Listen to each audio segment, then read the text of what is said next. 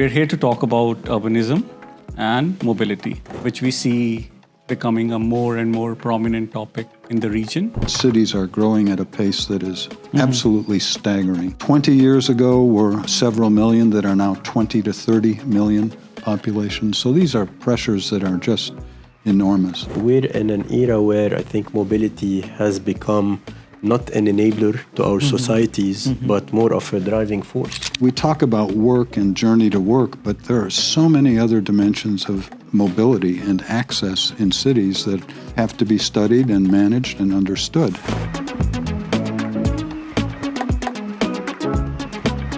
Gentlemen, good afternoon. Welcome to Inbold, Strategy and Middle East podcast series. We're glad to have two very esteemed personalities with us. Mr. Thomas Vonier, ex-president of International Association of Architects, American Institute of Architects, and a prominent name in urban planning. Welcome to Strategy and Middle East podcast series. And Mark Haddad, our resident partner, our urban mobility lead, and the vice chair of UITP MENA. Thank you, Ritesh. I'm glad to be here. So I hope we can address some very interesting correlating topics. We're here to talk about urbanism and mobility and explore the interlinkages between the two, right?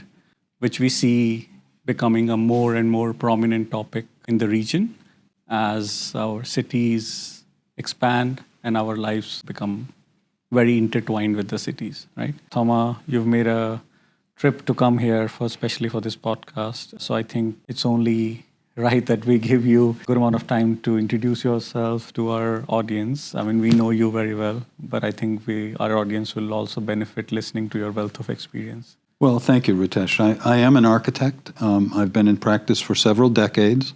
I divide my time between Washington, D.C. and Paris. I was elected president of the American Institute of Architects. That's about 100,000 members across the United States and in the world, because we have quite a number who are outside of the U.S. Essentially on a platform of talking about issues that mattered for cities and trying to stress the challenges that cities face. Now, I ran at a time when we were just about 50% of the population in the world living in cities. In my lifetime, it will be 60 or 70% in our lifetimes. So that's where the action is. And if you've traveled in the developing world, which I know you have, sub-Saharan Africa, the Indian subcontinent, some parts of East Asia, you know that cities are growing at a pace that is absolutely staggering. I mean, there are cities that 20 years ago were several million that are now 20 to 30 million population. So these are pressures that are just enormous. And talking about those issues and sort of thinking about them propelled me into the International Union of Architects, which is the world body of architects, and I was elected president of that.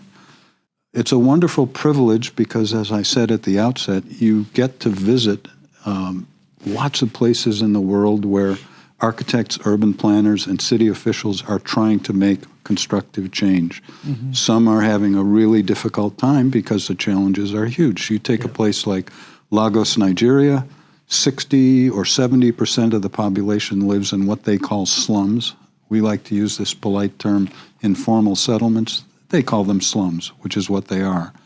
You go to the favelas in Brazil, same story. People, they're building for themselves with what they can find on land that they don't own. It's a very precarious 2 billion or so people in the world living that way. So if we can make our cities more accommodating, better places for everyone to live, not just the wealthy and those who are educated, but also the others we need to make cities work, who do the hard work of keeping a city alive, we'll be so far ahead. It will alleviate social challenges, environmental challenges, the whole range of things. So this has been sort of not my entire professional activity, but certainly what I, as an architect and a citizen, think about and want to see achieved. I'm very drawn to Dubai because it is an area that's filled with opportunity, vitality. It has resources. It has political commitment. All the ingredients are there. Yeah. And it has fewer of the problems that face other communities in the world. Fewer of the pressures and sort of through better planning and commitment of the leadership. all of those things. We talk about region. Mark, we come to you. You've been in the region for a long time. You have driven some of the top agendas of mobility in the region. So, with Thomas' introduction, how would you bring your wealth of experience on mobility and interline with that? Thanks, Ritesh, again for having us. I've been in that field for now more than 17 years, and I've been sort of leading in shaping the agenda of mobility, I would say, in some of the major cities here in the region. I think we see common challenges across the board, and some of those are very much related to what Thomas was saying. I personally have a passion for this transformation that is happening in our region, led by visionary leaders, by our governments, and I think mobility is at the heart of it. So, pushing the agenda in the direction of the latest and greatest thinking in this sector has been, what I focused on. Going back to the point on the challenges, we see, I think, our cities by and large are car-dominated today, right? And our, environment, weather, doesn't help, push in the direction of public transport modes or even sort of the eco-friendly modes like walking and cycling. So really the challenge is how do you, lead the way on this transition, this transformation, specifically in the transport and mobility sector, while being constrained by, the issues I just mentioned. So the core of my work has been in that space, thinking policy, thinking strategies, initiatives, infrastructure spend, integration with adjacent, I would say, domains like planning, construction, etc. Thinking this holistically to actually serve better our cities. So that's really the core of my expertise. Very important point Mark has made about the environmental challenges. And I think in transit, there is a lot that can be done from a design point of view, an architectural point of view, to make, let's say in this case, hot and humid environments less uncomfortable without a tremendous amount of investment of energy, just through design, just through thinking about how you shade places, how you shelter them from the environment. And I see this being introduced, and it's a very positive, important step to be taken. That would not have happened 20 years ago. I think the transit planners wouldn't even have thought about that issue. How do you keep people comfortable without creating a totally controlled environment? Yeah. Now, I think it's beginning to be a part of what people are understanding and envisioning and trying to accommodate. And it's absolutely essential.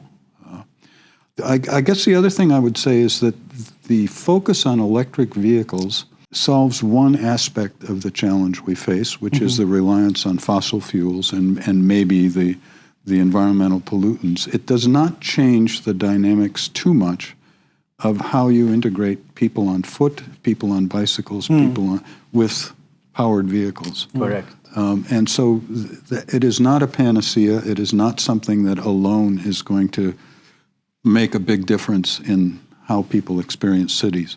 I do know from having been in new cities in China that the audio environment, the environment you hear in the urban setting, when everything is electric, is very, very different. It's a very quiet, almost eerie in its silence, with vehicles moving very rapidly, and all you hear is tires sometimes, but you don't hear engines or motors. It's a very different experience, and I think it shows a future that has promise. But you have to be able to segregate these fast-moving, heavy vehicles from slower-moving, less protected vehicles. I think that's absolutely an essential urban design challenge, and the core of mobility is making that work in a safe and efficient manner. What are the key trends you see in urbanism today, and which geographies do you feel, through your wealth of experience and your global projects, that are leading the way for, implementing these trends in urbanism? One of the privileges of being the president of a large organization like this is that you do get to visit major cities in the world, and I think I've been to all of them, all of the major ones, and also met municipal leaders, mayors and deputy mayors and the people who are responsible. And I would say that every city in the world, every major city is struggling with the similar set of issues. Resource conservation, how do we relieve congestion? How do we provide access for a broad range of the population? How do we achieve resilience in the face of difficult climate conditions? And I think every city is trying to take a look at its footprint in terms of environmental burdens, but also modern technologies and the ways that those can help alleviate some of the conditions and pave the way for a better future. So I think transport and transportation mobility is inextricably linked to that sort of quest for a better way of life. They're deeply intertwined, and I think you see that everywhere, whether it's manifested in traffic congestion, in pollution in the air, in difficulty of people getting from one place to another. Every city is trying to grapple with these issues. Some have led the way. Some of them, I think, are engaged in trying to recapture parts of the urban environment that were taken over by automobiles, trucks and cars. Some of them are trying to accommodate those vehicles in a more balanced way with other forms of transportation. So I think you're absolutely right. Mobility and urbanism are linked closely, and it's very important that they're examined together and taken into account. I'm sure Mark would agree. Absolutely, Thomas. I mean, thanks for bringing this up. I think the title of this discussion that Ritesh alluded to says it all. I mean, we're in an era where I think mobility has become not an enabler to our societies, but more of a driving force, and one that shapes our cities, our societies, our economy, our quality of life as well. Quality of life. So, I think all of what Thomas said resonates, especially here in the region, with some of the major initiatives happening on that front. Fully agreed and fully aligned with that. It's in some ways ironic and counterintuitive because we've moved toward remote forms of work and digital collaboration, but there has been no relief in the pressure for people and goods to move. In fact, it's accelerating, and you cannot say that new modes of work and new ways of communicating are going to provide the solution. It is a physical challenge, a physical design problem, and almost every society and city in the world is trying to achieve a greater balance and fluidity in mobility. Now a real part of what urban planning and urban design have to address. They're not separate enterprises. You don't have road builders on one side and urban planners on the other. It's a real unified, integrated enterprise. Any specific project comes to mind where this was done in a more integrated manner? Well, I spoke earlier about cities trying to recapture space that was given to the automobile. Paris, where I spend half of my life, is an example of that, where there has been a real effort over the last 20 years to put people who are on foot or on bicycles or pushing a stroller or a pram back in the driver's seat, so to speak, and to take away from the automobile, or at least to balance the environment and restore balance, reduce the speed of vehicles so that it's easier to cross traffic arteries, try to accommodate lighter weight and new forms of transportation, small electric vehicles, bicycles, scooters, this sort of thing. So that's a city that has made a real investment in trying to reverse trends that had built up for decades of turning things over to automobiles. I think there are cities in the United States, Portland, Oregon, San Francisco, a couple of others that have invested in light rail, tried to increase density along nodes, transit nodes. But they face challenges of integrating new modes of transit. And how do you sort of get people off of bicycles and into mass transit? It's, you can't do it in isolation. And there's a lot of infrastructure that goes with these things that require planning, design, and forethought. Yeah. And building on that, Mark, similar trends or beyond this you're seeing in mobility sector? Yeah, I mean, absolutely. I think, look, the mobility sector as a whole over the past, I would say, 10 to 15 years has been undergoing a major transformation that is driven by mainly by advancements in technology, right? And, we're seeing a major, I would say, pillar of that transformation being automation, as you know. Automation as in, autonomous cars, autonomous vehicles, with all the efficiency that this brings in terms of less congestion, a more productive society. And so traditional cars are becoming automated. This is not the far future. This is happening very soon. New modes that are at different layers, I would say. So from underground to at grade to actual aerial modes, air taxis being one of them. You probably heard announcements here in the region of the first air taxis that are autonomous that will fly in our cities. So this sort of automation pillar is a major, I would say, a driving force of that transformation. The other, I think, major trend we're seeing on the mobility front is sustainable transportation, right? And by sustainable, I mean eco-friendly, which means, the traditional cars becoming electric, and this is becoming now scaling up very rapidly with new incentives coming in, new charging infrastructure, etc. Over and above that, new modes of transport that are fully carbon neutral, the e-scooters, the cycling lanes, but also walking. The most basic form of mobility is more and more encouraged around the world. And this leads me to the point that Thomas was giving around the integration between planning cities and the mobility offering that is being given, that should become increasingly automated, eco-friendly, encouraging of, walking, cycling, and all these modes. Hence this intertwined nature of urbanism and mobility, from my perspective. I would add to that the ideas of automation and technology improvements, this idea of information, and our ability to understand the urban environment in a dynamic way through digital means. We have many systems now for remote sensing of traffic densities, pedestrian densities.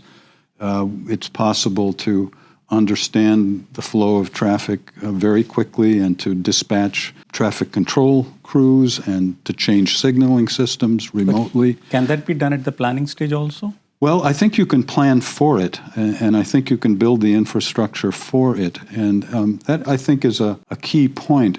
You cannot do these things in silos or have one entity that's responsible for paving a road and another that is thinking about informatics. They all have to work together and with sort of common integrated aim.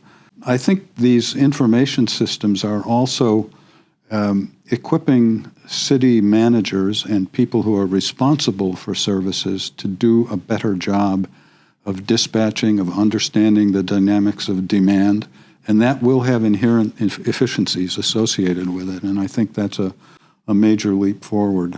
Even for routine things like trash collection and, the services, we talk about work and journey to work, but there are so many other dimensions of mobility and access in cities that have to be studied and managed and understood. And we spoke earlier about the movement of goods, and not just people, but goods. That's another very interesting and filled with potential, I think, in terms of how it's handled and understood. So there are cities that are making real strides in reducing the environmental burdens of bringing goods to the city, and in some ways going back to traditional methods, going back to the water and going back to rails, away from motor-driven vehicles on dedicated roadways. So to recap, urbanism is evolving rapidly, right?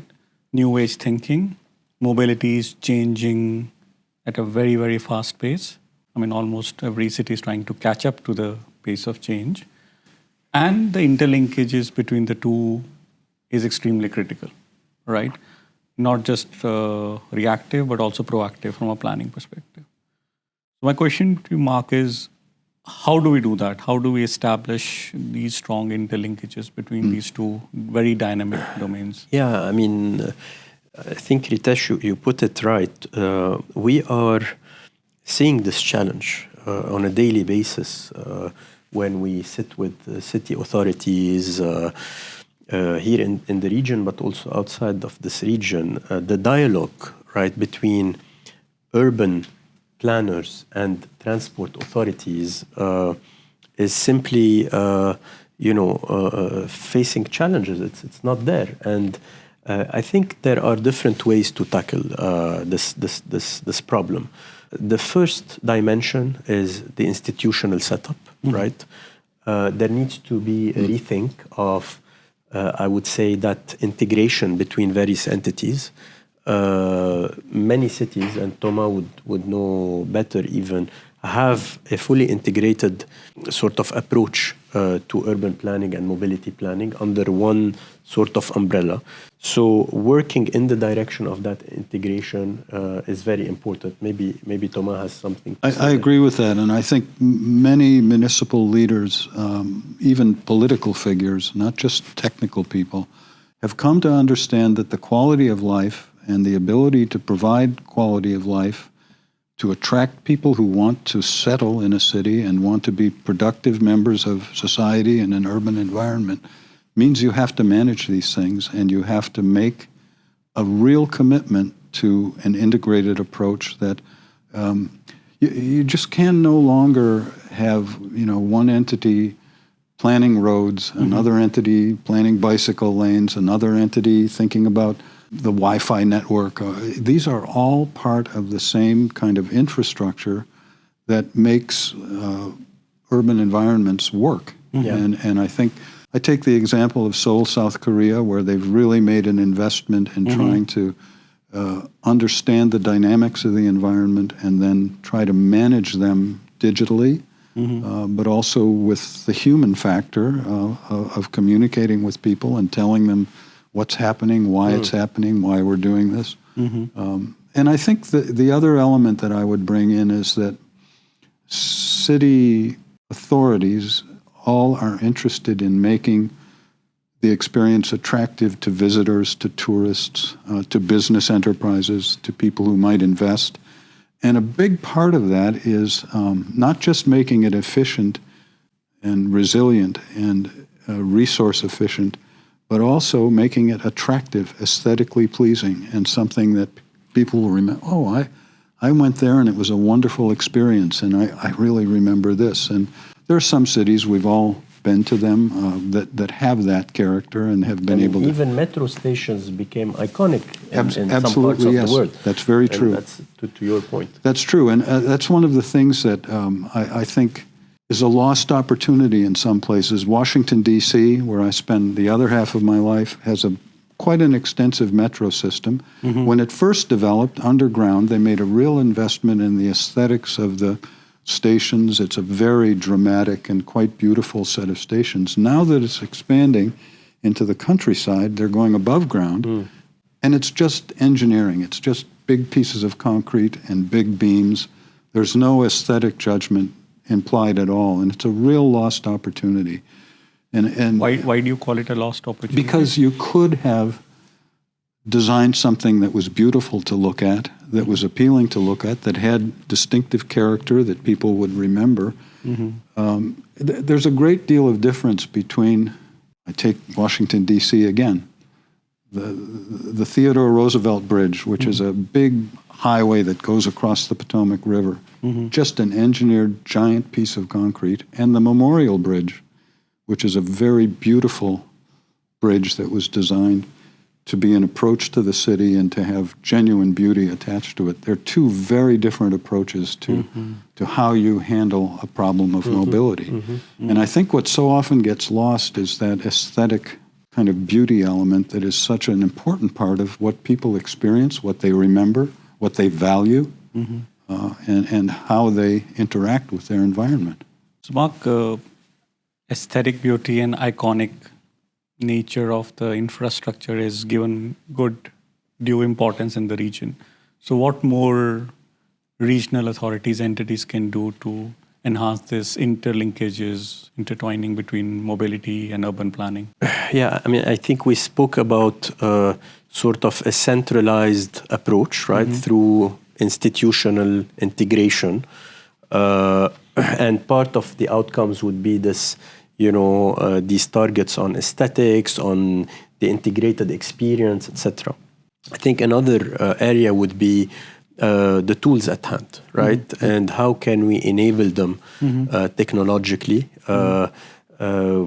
Thomas would know a lot about, the new urban planning tools that are AI-based, that can help you dynamically, really through a digital twin, plan what a city would look like along all its modes of transport, the full end-to-end experience, do dynamic changes, project yourself into that future. And I think this helps a lot in the buy-in process of various entities and authorities at the city level. So, the use of technology, besides integration, the use of technology will help in making this whole process much smoother, in bringing urbanism and mobility together. And I think that's another major dimension that needs to be looked at. I agree with that. I think predictive tools, simulations, things that can test design hypotheses, produce simulated results, and inform the design process, make it better, are wonderful new developments, and they are just in their infancy. They are really just beginning. We've yet to see the full power of these things. I take a very pedestrian example of something that I think does address mobility. The French system around Paris now has a new card that you can use on every mode of transport, regional rail, metro, the bus. Even some taxis are now accepting it. You can use it to enter public. It's one card. It works everywhere. And as recently as 10 years ago, you couldn't buy a bus ticket in a train station. You couldn't buy a train ticket in a bus. You had to have, exact change or, one type. Now it's a kind of seamless one element and that's been made possible by technology, by information technology, but also by the political will to make this an experience that works. And I think that's an element that's very important. It is that sort of political dimension, the determination to forge these integrated experiences for the good of all. Maybe to add to Thomas' point, I mean, if these sort of advancements happen in terms of, institutional integration, technology enablement, you will naturally see, more funding coming into city development also and financing from the private sector, because it's going to send a message of, look, we're building for the future, and we're building the most state-of-the-art, seamless, most livable cities, right? And if governments, especially in the region, drive this change, private sector money will flow in naturally, because all the enablers will be there. It will send the right message of transparency, credibility. So funding will be impacted positively, also as part of a newly rethought way of urban planning and mobility integration. So would you agree that it's time to change the age-old term of transit-oriented development to something else? Oh, absolutely.